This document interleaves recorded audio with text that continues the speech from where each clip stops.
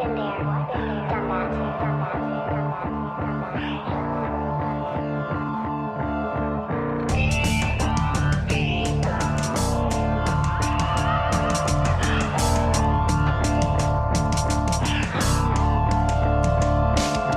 Pag nagbabaga to, tiyak na mag-aaboy agad. Sa dami ng asali dito'y ginanahan magpasiklab.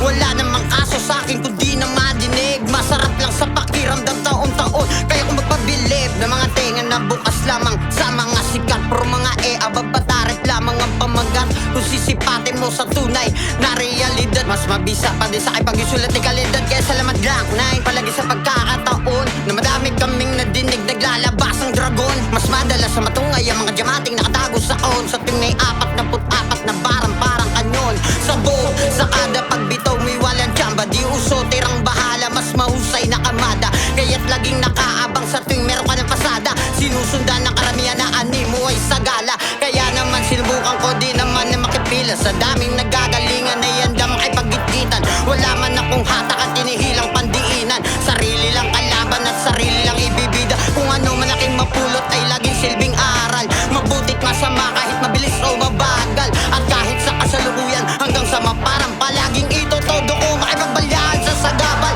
Kaya't huwag mong gawin kung anong gusto nila na madinig sa'yo, ikaw na mismo ang magdikta. Ipagpatuloy mo lang kung saan ka mas sumasaya. Tandaan mo pag may resulta na sila na mga ngamusta. Hindi ko nabatid kahit ano man ang pagod ko dito. Mas ginusto ko'y lumawak kesa naman maging pabibo. Walang sakay sa uso, naglakad sa maraming tibo. Dagdag biyaya na lang kung magkasapatos pa ako dito.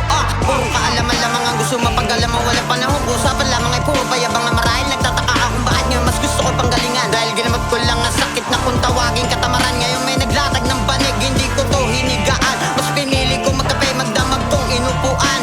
Kung tunay mong pagmamalaki ang iyong nasimulan, eh wag na wag kang mapagod pagdating sa sulatan. Kung isang suntok na lamang ibuhos mo lang lahat. Matamis pagtagumpay ang pagmapait ang unang nalasak. Maging kabado man sa pag-abot ng mga pangarap. Babalikan mo din ang mga araw na mahina ka at kwento na lang ang sarili mo ang hinahanap. Ngayon ipakita mo